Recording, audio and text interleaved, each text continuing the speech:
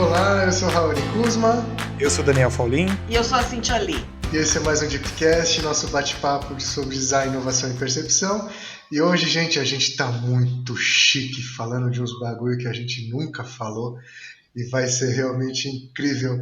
E hoje a gente vai falar de retail design e hoje a gente trouxe a Cíntia, que é uma queridíssima amiga, que ela é formada na Universidade Estadual de Londrina em Arquitetura e Urbanismo, tem especialização em Trade Marketing, tem mestrado em Comunicação e Semiótica pela PUC, a gente tem muito amigo nerd, e é coordenadora de Retail Design do Instituto Europeu de Design aqui em São Paulo. Cíntia, seja muito bem-vinda e conta um pouquinho de você, minha amiga. Quem que é? Como é a sua jornada? Bom, minha jornada é simples, tranquila.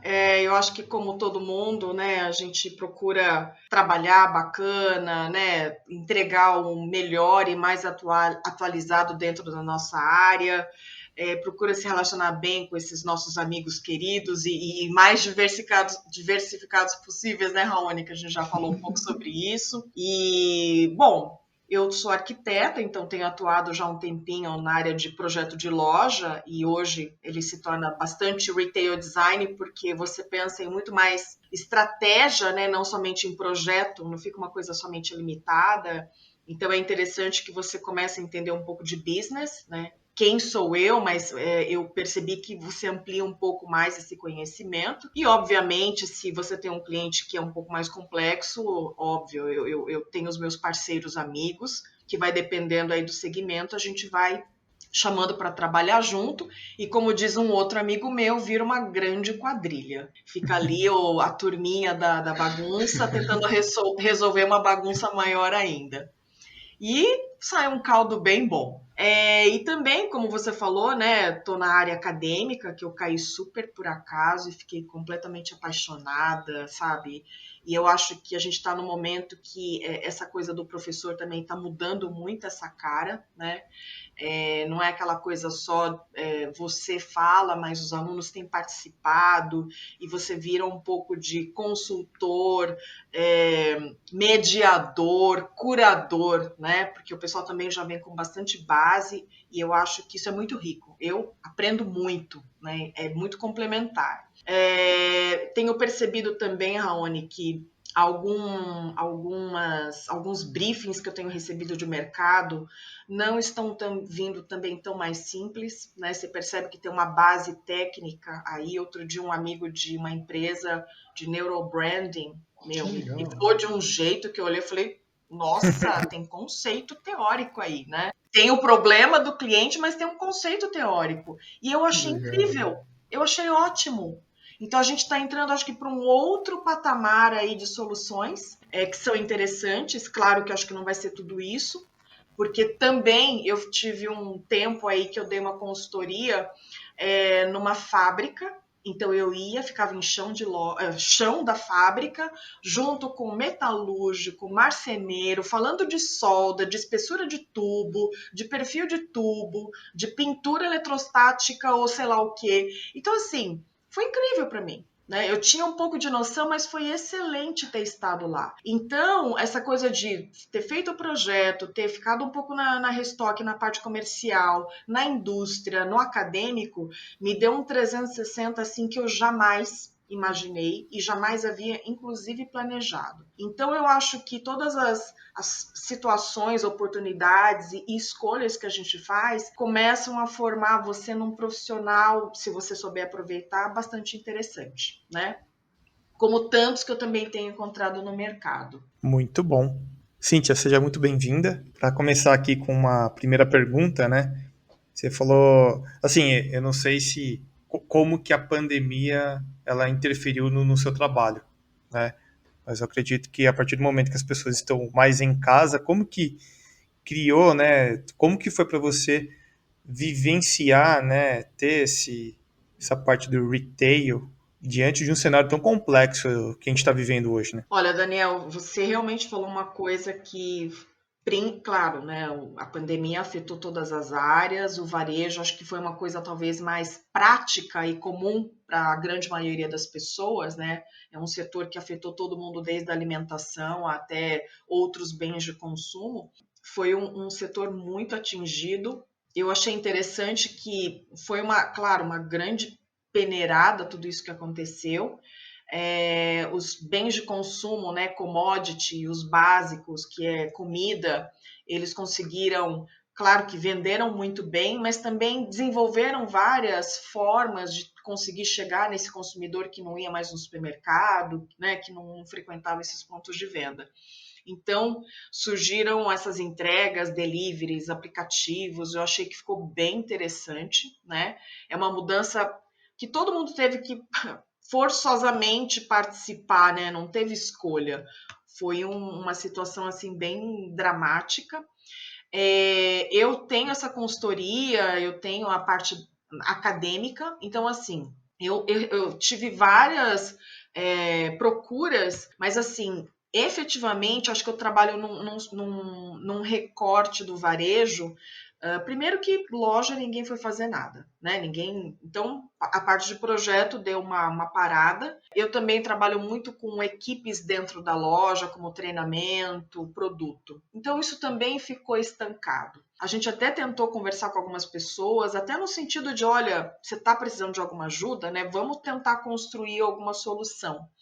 E grande parte que não estava vendendo também estava um pouco receosa de tentar investir em alguma coisa que não fosse dar retorno. E eu estou falando, óbvio, né, de lojistas pequenos, não estou falando de grandes redes que têm outra estrutura. Agora, a aula foi uma coisa louca, né? Então, assim, teve muita aula, muito curso, muita live. As pessoas, acho que, como não tinha muita opção, né? E uma forma segura era eu me atualizar. Então, eu acho que isso que vocês estão fazendo é uma iniciativa muito interessante, porque as pessoas queriam aprender, né? Então, desde aprender alguma coisa um pouco mais complexa, porque os cursos de pós não pararam, até um bate-papo de 1 hora, de 3 horas, como vocês estão fazendo. E o que eu acho que é importante, e eu acho que vocês estão certíssimos, é trazer conteúdo de relevância, né? Porque eu também vi muito, eu até fiz alguns cursos online, mas assim, ruim, superficial, né? Péssimo. Então, claro que tem os bons também, mas tem muita coisa boa, obviamente, mas assim, tem muita coisa que acho que não vai ficar. Porque não dá para ficar ouvindo, né? E a gente tem uma preocupação enorme com isso, né, Rony? A gente tá. Eu brinco Nossa, que muito. cada DIP é uma aula, né? Então, como que a gente extrai esse conhecimento dos nossos amigos, profissionais de mercado, que possam, poxa, ajudar de fato quem está do outro lado de uma forma gratuita, né? Mas, pô, com qualidade, né? Super, eu concordo, ô Daniel. Eu até ouvi uma live agora, eu não me lembro, até uma pessoa assim, eu não sei se era um jornalista, eu só sei que era uma pessoa bem posicionada que falou exatamente isso. Por que que também teve muitas situações que não deram certo? Né? Assim, pessoas procurando resposta, porque eram cursos muito superficiais e ruins. Então, eu até esqueci de falar, né, Raoni, mas você falou cita. Eu abri uma plataforma de curso online, né? Eu estou estruturando ainda, é uma coisa pequena, mas eu coloquei ali conteúdos muito bons, muito específico, obviamente, né, para o pessoal do meu setor. E quando eu até discuti com uma amiga minha, ela falou assim: olha, Cintia, eu até fiz um curso, né, dentro de visual merchandising, e ela é da área. Ela falou muito superficial. E aí ela olhou o meu, ela falou: meu, o seu tá parecendo um livro. Então, assim, ele tem muito conteúdo, mas ele não chega a ser denso. Então, assim, tem que ter um pouco dessa preocupação também, né, Daniel e Raoni, de ser bom, não ser denso, passar objetivamente, né, para de fato tentar levar alguma solução para quem estiver ali assistindo, vendo, tentando aprender, para aplicar. Muito legal. E, minha amiga, deixa eu te fazer duas perguntas, aproveitar, para a gente colocar um fogo no parquinho, porque acho que a gente está com um tema muito legal na mão. Primeiro, uma pergunta, a princípio, com muitas aspas, óbvia, mas não é, dá muito pano para Tá. manga, que é qual o papel do retail design no sucesso de uma marca? Tá? Que é um trick, porque todo mundo acha que é muito simples pensar varejo, não é? E a outra, como é que fica o retail design em períodos de omnichannel? Assim, agora que está tudo conectado com tudo, a loja ela perde uma importância pela complementaridade dos canais, ou ela vira o grande centro de experiência da marca e os outros canais se tornam complementares. Nossa, eu falei muito bonito. Peraí, vou até parar agora. Cara, boa pergunta, excelente pergunta. Bom, primeiro, né, quando você fala de retail design, ele já vai falar de estratégia de negócio. Por isso que eu falei para você, né, não é só mais um projeto de loja. Então, esse projeto de loja para varejo, Daniel, ele vai entrar nas premissas das marcas, do marketing. Eu tenho que saber quem é o consumidor, qual é essa localização da loja, que marca é essa, quais são os atributos que ela traz, né, que fortalecem ela como marca, quem é, assim, a faixa etária, não faixa etária, né, a faixa socioeconômica, né, que produtos são esses, como que eu vou pensar a distribuição ou eu posso melhorar o negócio desse meu cliente sobre, vamos supor, né, uma loja, qual a metragem quadrada de ocupação das categorias que ele vende lá dentro. Né? Então, assim, eu comecei a ter que entender de produto um pouco mais para saber fazer esse projeto, porque não é só mais projeto. Eu vou desenvolver expositor. Então, de repente, o cara vende roupa, mas ele tem toda a parte de eletrônico. Qual é essa área? Qual é o espaço que ele vai querer, né, desse armário ou dessa área, que eu tenho que pensar no projeto, né? Como que vai ser essa interação? É autosserviço? É venda assistida? Vai ter um vendedor lá? Como que é o estoque? É uma venda massificada ou é uma boutique? Então, tudo isso vai impactar no meu entendimento, no meu processo, né? Claro que não é que a loja vai ser tão dura e monolítica, né, que ela não vai ter flexibilidade. Mas hoje eu entendo que essas informações comerciais, estratégicas, fomentam melhor um projeto e uma solução. Outra coisa, você falou também, só para você ter uma ideia, uma cliente minha chegou para mim, lá do norte, e eu fiz o projeto para ela, e ela falou assim, Cíntia, eu vou alugar o prédio do lado. Eu falei, por quê? No meio das crises, tá? Um pouco antes da pandemia e quase entrando na pandemia. Eu falei, mas por quê? Porque eu preciso de mais área, metragem quadrada para expor mais produto, porque eu tenho muito produto. E aí, assim, Raoni, se eu não tivesse noção de estratégia de produto, eu ia falar que ótimo, para mim ia ser melhor. Eu ia ter mais metragem de projeto, eu ia ter mais trabalho. Eu falei, não, a senhora não vai fazer isso. Ela falou, por quê? Eu falei assim, porque a senhora não precisa de metro quadrado, a senhora precisa de melhorar o giro. A senhora tem que melhorar planejamento de compra, estratégia de produto, porque ela vai comprando aleatoriamente, e a maioria dos lojistas faz isso, ele vai no feeling, ele vai comprando, compra 10 dessa, 5 daquela, isso aqui tá vendendo bem, compra mais. Não é mais assim. Né? Eu tô falando do geral, tá? Não tô falando de marcas estruturadas, porque marcas estruturadas é outro esquema. Então, ela quase alugou. Eu falei, não, eu não vou deixar a senhora fazer isso. Eu falei, se a senhora acha que um grande magazine como C&A, Renner, Riachuelo, Pernambucanas, coloca todos os produtos que ela pensou, que ela planejou, que ela tem no estoque dela para vender na loja de uma vez? Eu falei, não ia ter espaço, metragem quadrada que desse conta.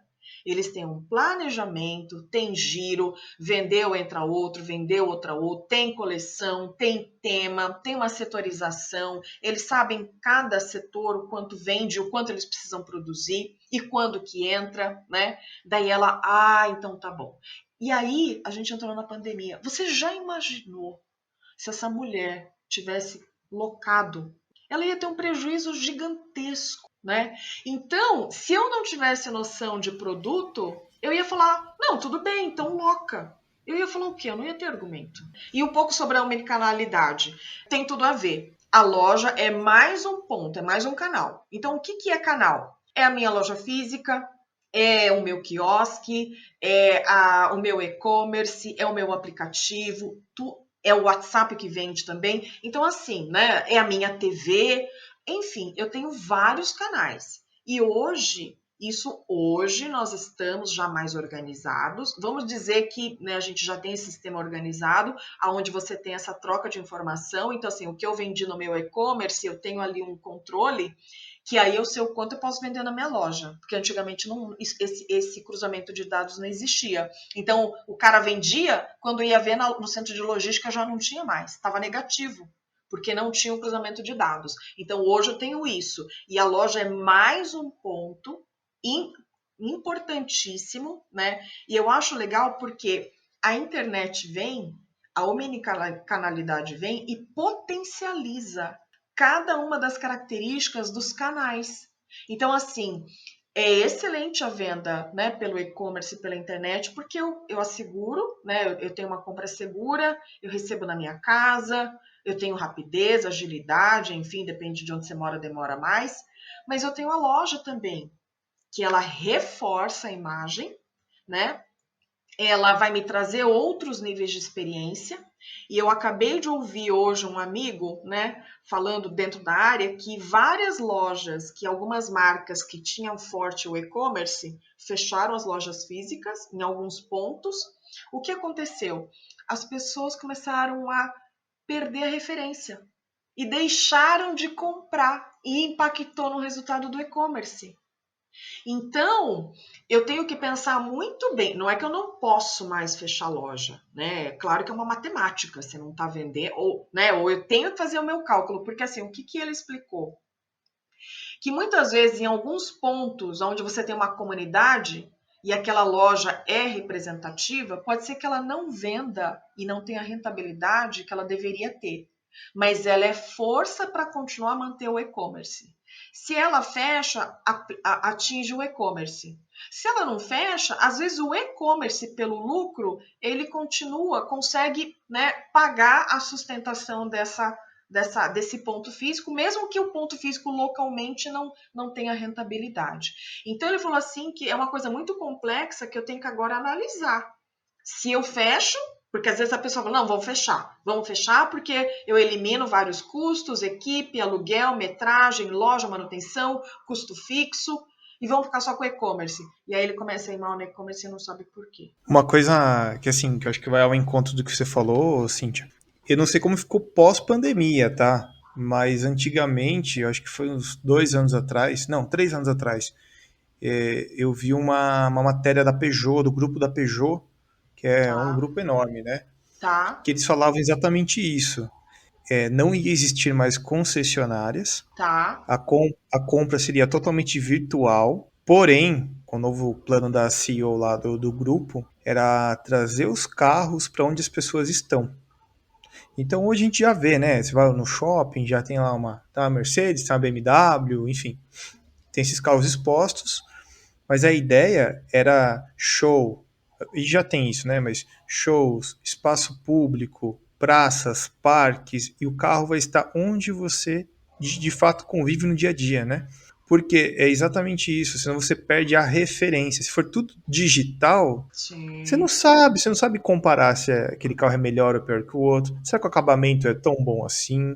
E questão de motor e tudo mais. Então, claro. você falou um ponto aí essencial. Eu acho que não morre, né, por conta do digital, não morre as lojas físicas, porém elas se adaptam, né, elas em alguns setores, né, eu acredito que elas vão se adaptar. E desse exemplo que você falou dessa mulher aí, que inclusive é questão de espaço, estoque e tudo mais, né, é uma tendência, né, a gente vê o Mercado Livre hoje com a quantidade de parceiros que eles têm, né, então, no fundo, hoje eu compro um microfone igual esse daqui, ó, e chega tarde. Tipo, eu compro de manhã e chega tarde. Por quê? Ele tem uma rede tão top. Ou, ou esse microfone já está armazenado no galpão deles, né, que é gigante e haja dinheiro para ter uma estrutura daquela. Ou ele vai pegar aqui um credenciado dele na rua de baixo e vai me entregar à tarde. Então, assim, é o que você falou, é a inteligência operacional do negócio, né? E não mais, talvez, inchar a estrutura, né? É muito Exato, legal isso, muito exato. legal. Daniel, você falou uma coisa interessante, porque assim, agora não tem mais uma receita pronta. Eu tenho que analisar, né? Eu tenho que entender como é que é o seu negócio, produto, distribuição, como é que você vai fazer, porque até então o varejo também acreditava que era importante eu ter alguns pontos de centro de logística, para entregar esse produto, né? E diminuir os estoques das lojas. E tinha várias lojas que não estavam mais com tanto estoque. Então você até escolhia, tinha lá de repente algum número, mas a grande parte das coisas saía do CD. Com a pandemia, é isso que você falou. Eles redistribuíram os produtos, porque o CD também estava abarrotado, né? Não tinha mais, teve que ampliar, teve que contratar mais gente, e tinham equipes de loja ociosas. Então, assim, eu posso mandar, né, um estoque para cada loja, que ficam micro bolhas espalhadas, né, e tem uma capilarização que a gente fala maior. Então, de repente, dentro da cidade você vai ter, sei lá, várias lojinhas perto da tua casa e a entrega é muito mais rápida. Então, assim, até a gente também se ligar, né, de todas essas mudanças que a pandemia trouxe, teve aí vários ajustes, vários descompassos. Eu acho que a gente, antes mesmo da pandemia, a gente ainda estava com muito descompasso com a tecnologia digital, né? A gente ainda está descobrindo como trabalhar, como fazer. E outra, não é só questão técnica. Como é que o outro vai reagir? Só para você ter uma ideia, o e-commerce no Brasil surgiu lá pelos anos 1990, 1999, principalmente 99 com Submarino, Americanas, Mercado Livre, essas principais. E para esse mercado, eles foram muito bem. Então, o que é que vendia mais? Livro, CD, DVD, né, e pequenos objetos. Então, foi realmente um sucesso. O varejo de moda entrou nesse período. O que aconteceu? Não deu certo. Os magazines entraram, agora eu sei que alguns entraram, outros não vou saber exatamente, mas assim, não deu certo. Eles saíram, né, depois de alguns anos, alguns depois de 3, outros depois de 5 anos, saíram e retornaram só em 2010, 2012, 2015. Por quê? O mercado que consumia moda não estava preparado para consumir. Então, assim, às vezes você tem tecnologia, você tem inteligência, você tem equipe, mas o consumidor não está preparado. Eu não estou preparada. Então, demorou. E a gente ainda tem problema. Eu não sei quantos de vocês, mas assim, eu né, old school, né, Rony? A gente já pode dizer que é old school. Eu até compro roupa bem... Não, roupa eu não compro. A não ser que seja assim, ó, pijama, moletom largo, sabe? Que não é tão caro e que eu não preciso... se o tecido não é tão legal, se não é a cor que eu queria. Eu compro. Agora, qualquer outra peça, né, com uma informação de moda maior que eu valorizo, eu vou na loja. Porque eu já comprei tênis do meu número, que ficou enorme. E eu fiquei com preguiça de devolver, comprei uma palmilha maior e uso com uma meia grossa. Assim, dá preguiça de levar, o cara trocaria. Muita. Você entendeu? Então tem isso. Mas tem um lance, né, que eu acredito que muitas empresas não estavam preparadas aí com o lance da pandemia, que é o que eu pego muito no pé aqui dos clientes até, que é o lance da experiência. Não é só a venda pela venda em si. Você tem que abraçar seu cliente de várias formas. É assim, no começo da pandemia eu recebia lá um bilhetinho do iFood, né? Fique em casa, né? O restaurante mandava lá escrito. Achava super bacana. Hoje todo mundo faz isso, passa despercebido. Ou seja, já não é mais aquela coisa de carinho, né, de acolhimento. Não, virou uma coisa banal. Então todo mundo está fazendo a mesma estratégia. E quando a gente vai para o mercado digital aí, eu acredito que assim, como que você pode melhorar a experiência do seu cliente, né? Se é chato realmente trocar um tênis, como que você pode deixar essa experiência um pouco mais agradável, né? Legal. Recentemente, a minha noiva comprou um presente aqui para dar pro meu primo. Por algum motivo teve que trocar ou devolver. A transportadora Magazine Luiza, inclusive. Não, a transportadora vai passar aí daqui a 2 dias. E é um trambolho o negócio. Então beleza. Daí deixou lá embaixo na portaria. Daí não pode deixar aquele trambolho na portaria. Então tá bom, então sobe. Daí não vem a bendita transportadora. E aí? O que eu faço agora, né? Depois de uma semana, e liga lá, não, mas vai passar amanhã. Não, vai passar hoje à tarde. Então assim, fica chato a parada. Em vez de facilitar, eu acho que o e-commerce ele vai muito bem até o ponto que você não tem que trocar alguma coisa. Ou quando você vive num bairro bacana, No- que é acessível, né? E as pessoas que estão distantes aí, será que tem a mesma experiência? Então, são um pouco. Estou me estendendo aqui, mas assim, o ponto é qual a experiência que você quer, né, entregar para o seu cliente. Cara, se a sua marca tem um propósito, como que você pega esse propósito, agarra de verdade, tira da parede o seu propósito e transforma em experiência para ele, né? Olha, as perguntas aqui estão boas, hein? São boas. Uma Tô sexta-feira, hein? Vocês É estudaram cerveja. bem. Pois é, pois é. Então, uma coisa interessante que eu tenho até estudado é que existe uma mudança de comportamento muito grande que é chamado de individualismo, né? Então, isso foi até um semioticista italiano que detectou, né, algumas dimensões dentro do comportamento de consumo. E por que eu estou falando isso? Porque assim, a marca, não importa quem ela seja, se você teve uma reclamação, ela tem que prestar muita atenção e tentar resolver. Claro que eu não sei qual é a melhor maneira de resolver, porque existem várias situações, né? Às vezes tem empresa que é pequena, que ela mesmo tem uma, sei lá, um motoboy que retira, aí outra eu contrato, né, transportadoras, que daí tem um itinerário que você não consegue controlar. Mas assim, eu ouvir essa reclamação e eu tentar resolver da melhor maneira possível. Então, eu lembro até que eu achei legal, uma aluna minha me falou que comprou, né, um produto de uma marca e deu algum problema, veio errado, e ela reclamou. Gente, eles deram de presente para ela uma outra coisa incrível e foi muito rápido. Então, acho que essa coisa de você ouvir e ser rápido é importante, né?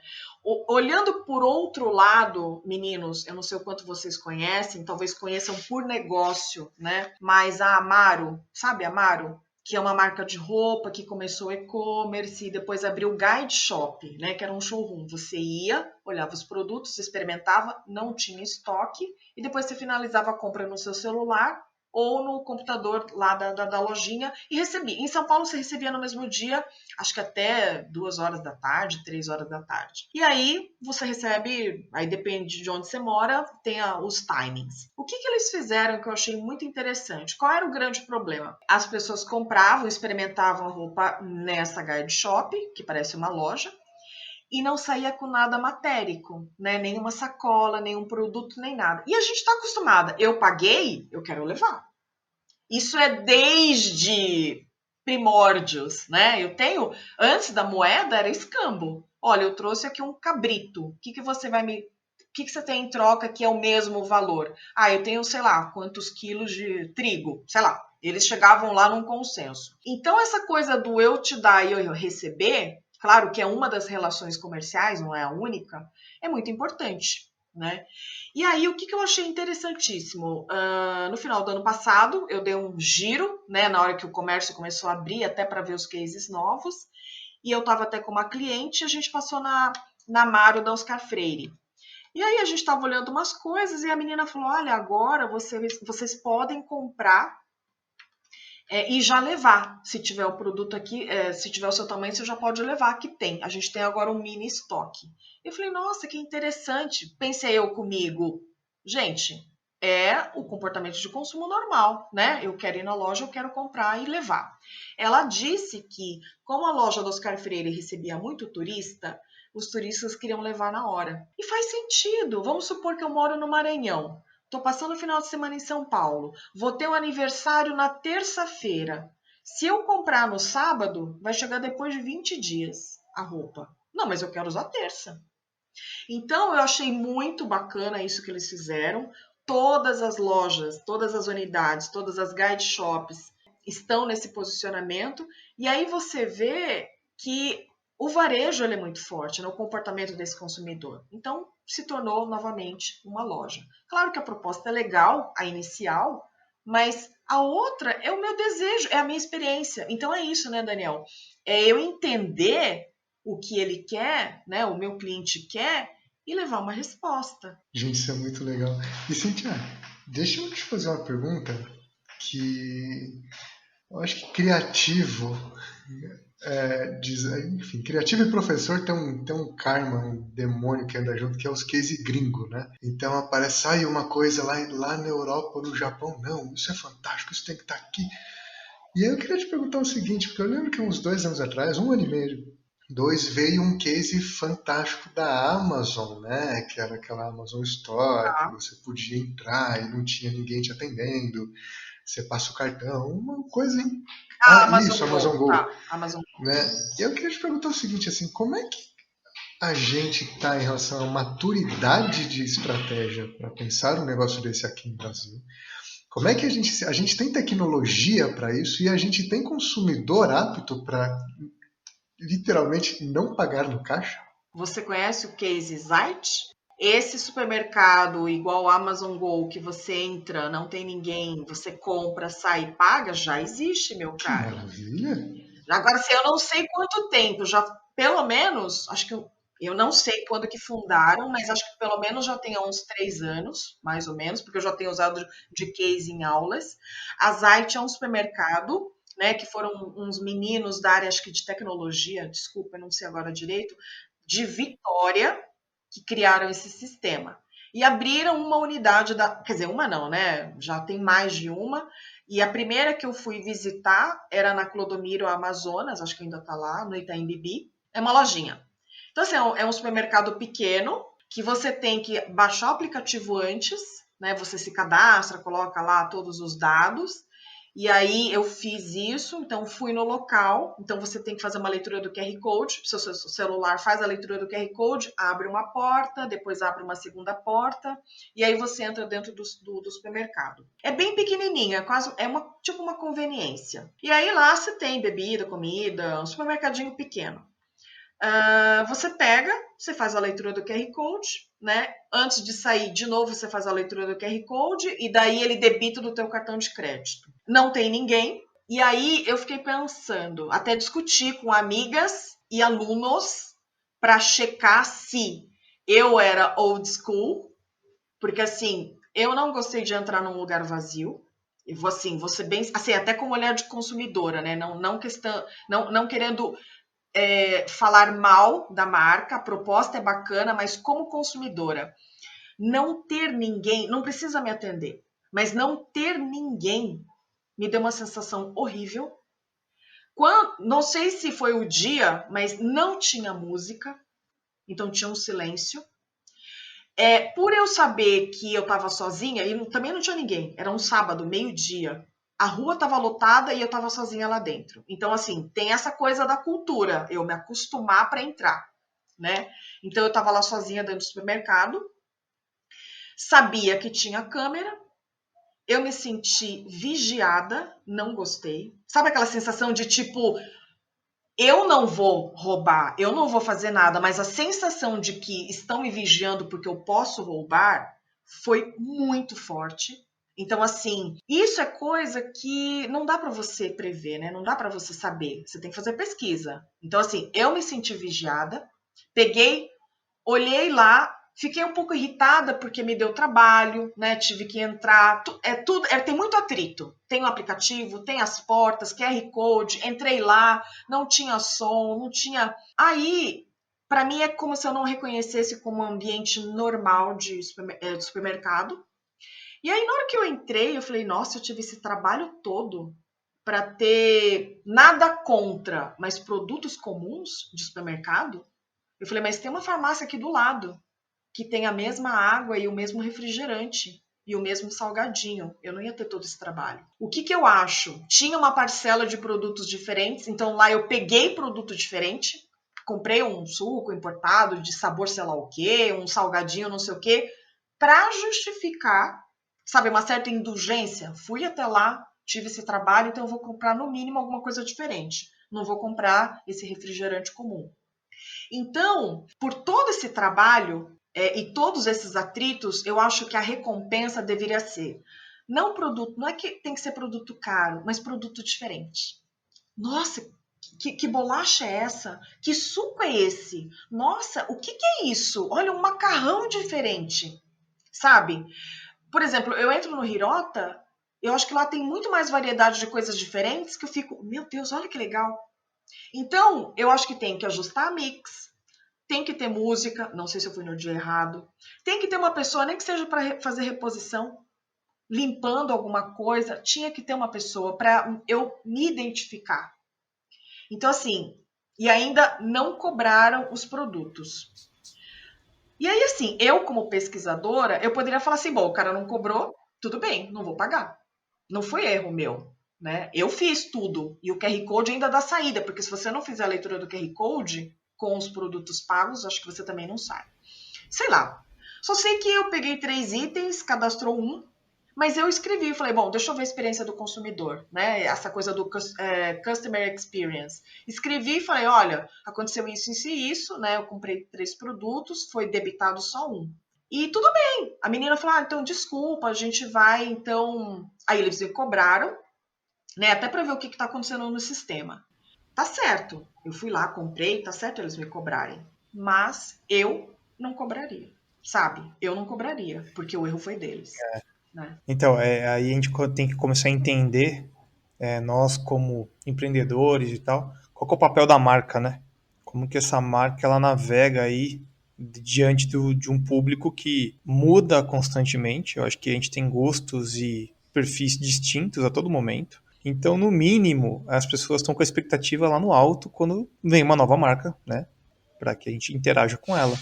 E no fundo, você acha que você vai voltar lá? Não. Qual que vai ser o case da sala de aula, né? É um case ruim, né? Então, tem que tomar muito cuidado com isso, né? E Cíntia, me fala um pouco, porque assim, quando a gente está falando principalmente dessas experiências aí, a gente está falando de branding também, né? Porque a gente está falando de gerar valor compartilhado, a gente está falando de ter uma proposta clara ali, né? De um propósito bem definido também, a experiência do usuário, mas também do serviço em si, né? Acho que isso é muito importante. Tem alguma marca que você olha hoje e fala, putz, esse é um bom case, talvez não precisa ser tão nova, mas que ela consiga navegar realmente entre uma boa experiência, ter um bom propósito e, de fato, ela gera valor na sua vida? Nossa, eu vou ter que pensar, né? Essa pergunta foi Vou pensar. foi uma pergunta um pouco profunda. Aproveitando um pouco do que você está falando, e só para concluir uma coisa lá da Zite que eu lembrei, eu acho que é um case legal, eu acho que ela está no lugar errado, tá? Porque, assim, geralmente loja de rua, você está buscando muito por oportunidade.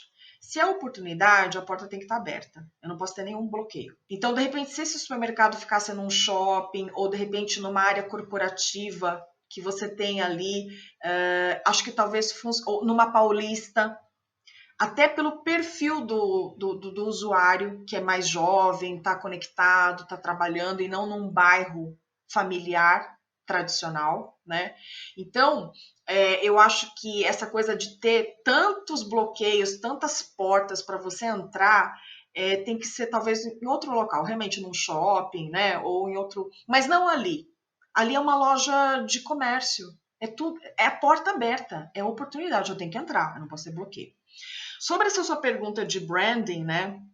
De marca, na verdade, eu acho que eu tenho mais experiências positivas com a maioria das marcas. Problemas são coisas bem pontuais, pelo menos no meu caso, né? São coisas específicas. Então, assim, no geral, tem marcas muito, assim, que flui normalmente. Até porque tem coisas que você tem muitos erros já, né, quilômetros e anos atrás, que já foram sendo corrigidos. Eu acho que com esse advento da tecnologia que a gente está tendo aí alguns tropeços, né, porque ela vem e impacta. Então, por exemplo, muitas vezes, até li um artigo que dizia que, por exemplo, quando você tem uma marca, um mini canal e loja de venda física, o próprio vendedor fala, não, compra comigo, eu tento te dar um desconto, porque a comissão é para ele. Né? Então, assim, ele deveria estar falando da marca como uma só, mas aí às vezes ele puxa para ele, porque as lojas têm que bater meta. Então, isso é uma política interna também que as marcas precisam acertar. Mas eu, como consumidora no geral, eu compro de várias marcas de site, ok, né, em shopping, loja, mesmo conteúdos como Netflix, né, que também são interessantes, ela, de repente, pode ser um case legal, porque, de fato, ela agrega, além de prazer, sonho, mas tem muita coisa que é informação. Então, assim, eu aproveito, né, tudo isso. E, assim, não tenho nenhum problema. É uma assinatura, são coisas assim. Mas, assim, por exemplo, eu já tive um problema, eu acho que foi bem pontual, mas com o Spotify. Eu tentei, por algum motivo eu não consegui acessar minha conta, daí fui tentar cancelar, não cancelava. Fiquei mais de um ano tentando cancelar e não acontecia. Aí pensei, nossa, será que eu sou tão ruim para cancelar? Pedi para os meninos da TI, de onde eu trabalho, eles fizeram. Então, assim, tava com algum problema na minha conta. Então, eu não conseguia acessar, eu não conseguia ouvir música e não conseguia cancelar. E aí, assim, sabe, eu tive que mandar um e-mail, quase que gritando. Foi só assim que alguém me ouviu, porque eu tinha até tentado entrar em contato. Então, assim, zero. Então, acho que isso é uma coisa que tem que tomar cuidado. Se essa pessoa visse um pouco do histórico e ela quisesse me recuperar, que eu até poderia voltar, né? Tipo, Cíntia, a gente te dá 1 ano de assinatura grátis, porque também não era caro. E eles lucraram 1 ano. E se eles olhassem o histórico, eles iam ver que eu não usei nada, nada. Então, assim, eu fiquei muito brava. E eu não quero mais assinar com eles, entendeu? Eu vou assinar com um concorrente. Mas, assim, pode ser um pequeno problema ali do sistema. Então, aí eu acho que tem que tomar cuidado, sabe? E prestar atenção em algumas reclamações. Deve ter milhões de reclamações, né, gente? Óbvio. Mas, assim, tem alguns que você tem que prestar atenção. Pode ser que não seja eu, pode ser que eles tenham dado atenção para uma outra pessoa, mas eu acho que a gente tem que tomar cuidado, né? A gente também é marca como profissional. Eu fico muito atenta nas reclamações, ou eu falo, se tiver alguma reclamação, você fala comigo, porque eu preciso melhorar. Perfeito. E, Cintia, como é que você vê o seu papel como professora? Gente que dá aula para criativo tem uma oportunidade de fato, dar nó na cabeça das crianças, né? E, de fato, fazer com que eles entendam, né, que as coisas vão muito além do estético ou do funcional. Né? A gente tem gente ali para lidar, gente que vai experienciar, gente que vai viver, gente que é fornecedor. Como é que você. Como você sente que é seu papel como educadora? Ah, boa pergunta. Bom, eu vejo 3 situações. Primeiro, quando você fala para a graduação, eles ainda não têm maturidade. Eu tento falar, mas eu penso assim, é o mercado que vai lapidar, né? Porque professor é igual pai, eles não estão muito aí. Se você pegar muito pesado, ai, de novo, lá vem aquela professora chata. Então, eu tento passar o que eu acho que é importante e eu trato eles já como profissionais, sabe? Mesmo na graduação. Na pós, eu acho que o pessoal já está mais maduro. Então, o que você fala vem muito como, né, dicas profissionais, sabe? E é muito legal. Eu prefiro. A troca é muito mais bacana. Eles têm maturidade, eles já estão no mercado, então eles não querem perder tempo. Agora, existe o outro, que daí é uma coisa que você não consegue controlar, porque muitas vezes você não sabe, e aí acho que é de caráter, né? Aí pode ser velho, novo, você pode tentar falar, e como diz um ditado, ouve quem quer, né? Eu vou te ouvir se eu quiser. Então, isso daí não dá para mudar. A gente tenta, né? A gente tenta passar alguma coisa. Então, aí absorve quem quer também, né? Perfeito. Você passa isso também, Raoni? Você fala, chega uma hora que não é que você desiste, mas você daí. Então deixa que a vida te ensina, né? Eu tô fazendo meu papel aqui, ó, tô tentando. Mas Sim. é um lance de comunicação que eu acho interessante. A gente tem aquele mito de se o outro não está entendendo é porque você está falhando na comunicação. Isso é uma balela gigantesca, né? Porque ninguém tem obrigação de ouvir. Né? E é uma via de mão dupla. Se eu estou falando e você não quer ouvir, tudo bem. Paciência. Meu, o papo tá muito legal, Cíntia. Acho que falando um pouco aí de todo esse universo aí de marca, de como a gente interage, queria uma opinião sua, né? Quem está escutando a gente aqui quer se aprofundar um pouco mais sobre o assunto, para onde que o que você indica de conteúdo, de curso, enfim, para essas pessoas também ouvir o papo, achou bacana e falou, opa, quero entender um pouco mais. Bom, para uma pessoa que quer entender um pouco mais dessa parte, então ela tem que entender um pouco o seguinte. Primeiro, ele pode visitar a minha plataforma, que é o Invarejo Company, né? Mas lá é bem voltado para visual merchandising por enquanto e para arquiteto. Estou subindo ainda alguns conteúdos. Mas acho que vai ser bem legal porque vai ser bem específico. Para quem quer ter um olhar um pouco mais de projeto, o curso do IED com Retail e Visual Merchandising, ele é mais voltado para esse olhar, né? Tanto é que a entrega final é um projeto, que é um mini canal ou não.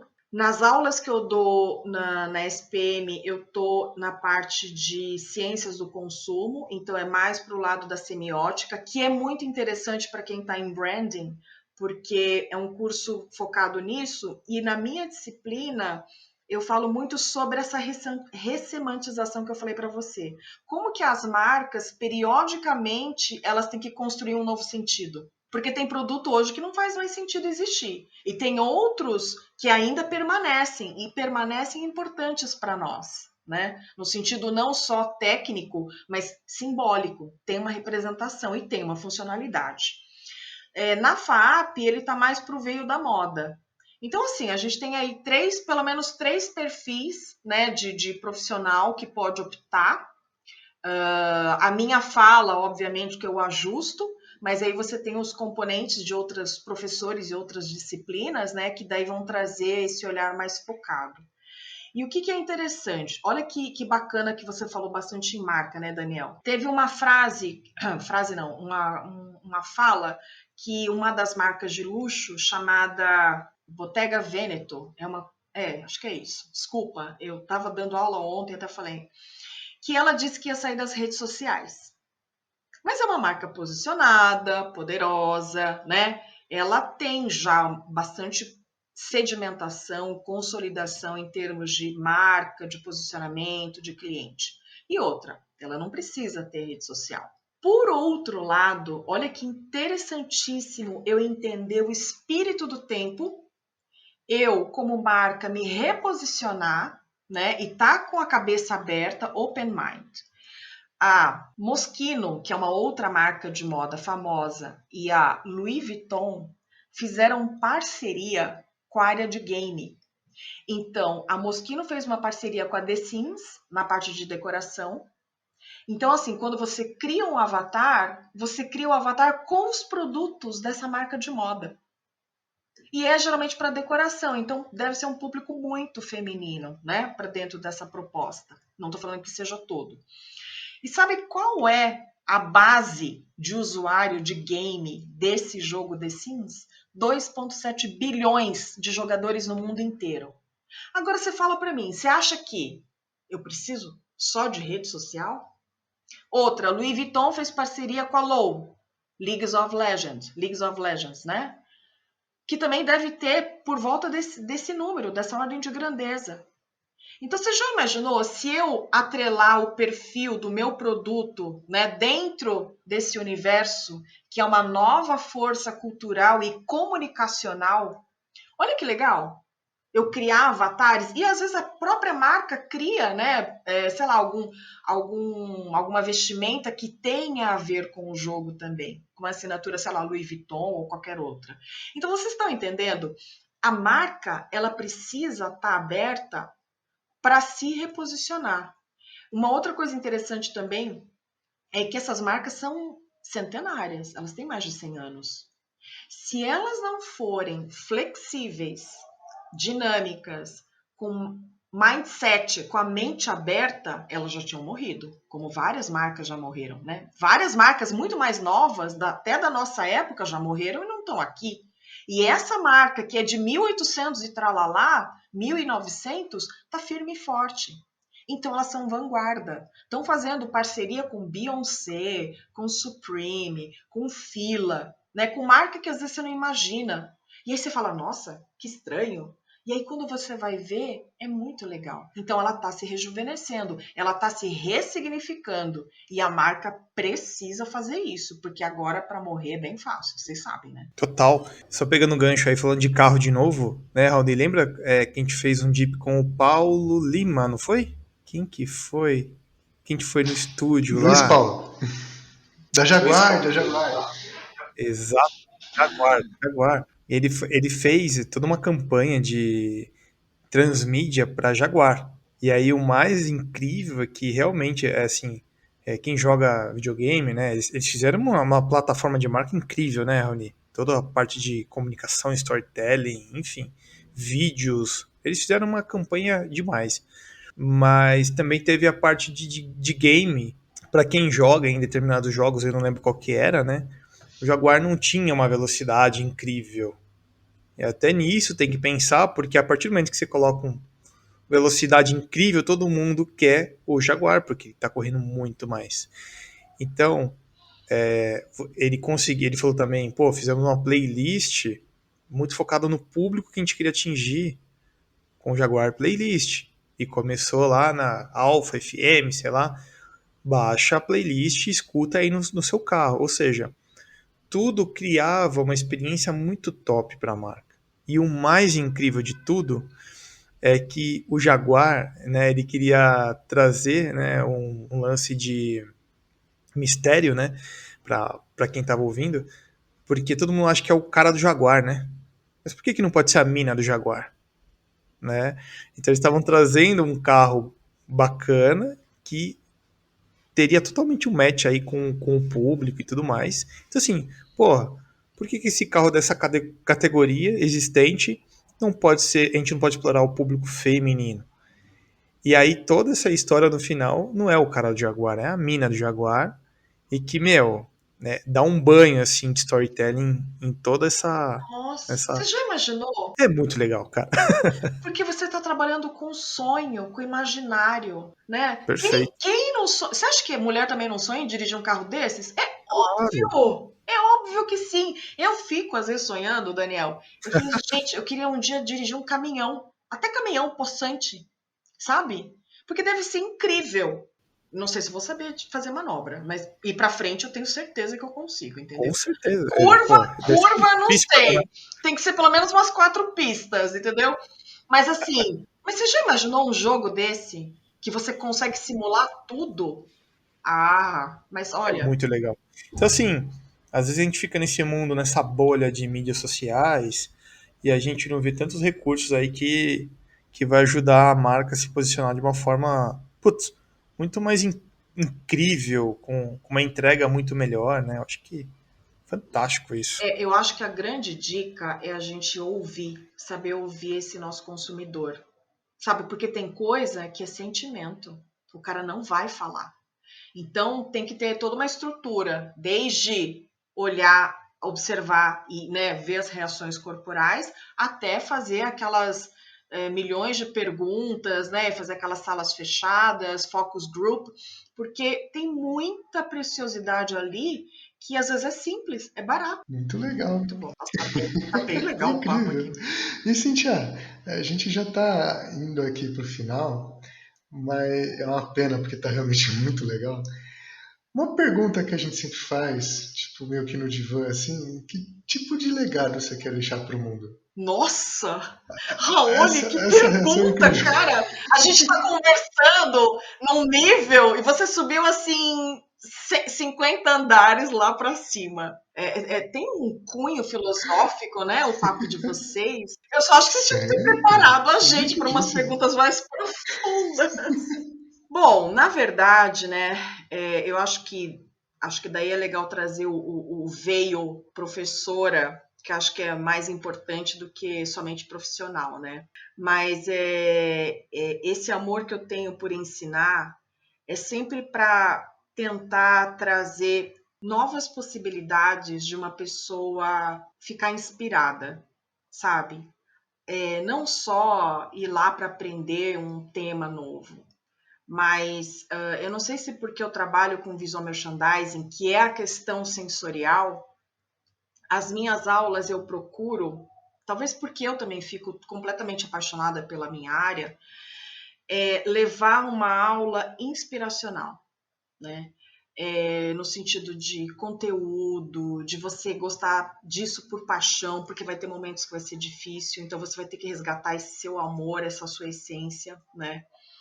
Então, eu acho que quando você está motivado, inspirado, você produz muito mais, você produz com uma criatividade que você nunca tinha imaginado, né? Então, assim, sem querer almejar grandes filosofias, né, e nem falar de vida e morte, mas eu acho que isso é um bom ponto para a gente minimamente se tornar um profissional melhor. Muito Muito legal, bom. muito bacana. Você tem algum livro, algum filme que você está assistindo aí que serve de inspiração aí pro pessoal que está escutando? Eu tenho assistido várias coisas legais. Livro é coisa mais técnica. Depois, se vocês quiserem, eu posso mandar uma bibliografia. Não sei se vocês vão postar isso em alguma rede. Então, para quem gostar da área, tem algumas dicas de livro.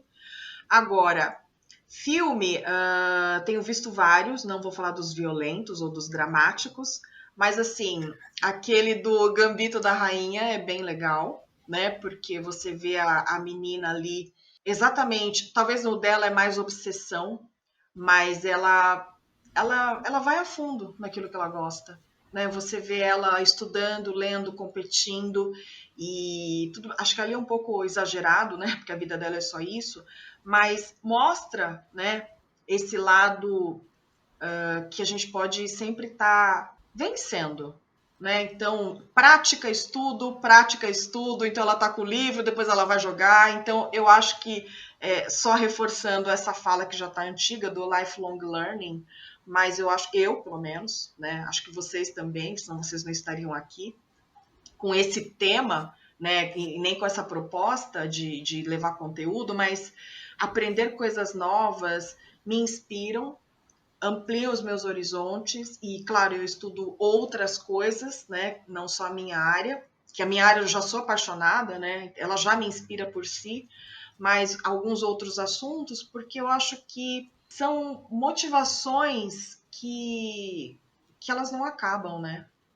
Eu não preciso de dinheiro, eu não preciso de viajar fisicamente, eu não preciso de ir para Paris para ficar feliz, mas eu acho que tem coisas na nossa vida que o aprender, seja o aprender com uma criança de 2, 3 anos, que é uma delícia, né? Com qualquer pessoa, com vocês, né? Com amigos nossos, eu acho que estar aberto para aprender vai fazer muita diferença. Muito bom. Cíntia, ó, deu o nosso horário aqui, mas com certeza também, né, Uni, é mais uma que vai voltar aí para falar com a gente sobre mais outras milhões de Com coisas aí, certeza. né? Com certeza. Queria agradecer aí pelo seu tempo aí com a gente, por compartilhar tanta coisa boa. Realmente é mais uma aula que a gente teve aqui hoje e que tenha muito sucesso aí na sua jornada profissional e muita energia positiva aí, né? Legal. Obrigada, meninos, pelo convite. Foi super bacana. Eu só podia estar com o meu copinho de vinho aqui, né, Raoni, para ficar mais legal. No próximo a gente já combina com já cachaça e vamos que combina, vamos. né? Mas muito obrigada pelo convite. Foi realmente muito legal. E assim, sucesso para vocês também com esse material todo, que eu acho que vai ser muito bom para muita gente. Show de bola. Obrigado, viu, Cíntia? Obrigado. Parabéns pela jornada. É uma pessoa admirável. E espero que muitos te escutem tanto hoje quanto na sua plataforma e que você seja um sucesso. Então, minha amiga, muito obrigado, Dani. Obrigado de monte por mais uma. E, gente, já mais um podcast incrível para vocês. Até já. Até já. Tchau, tchau.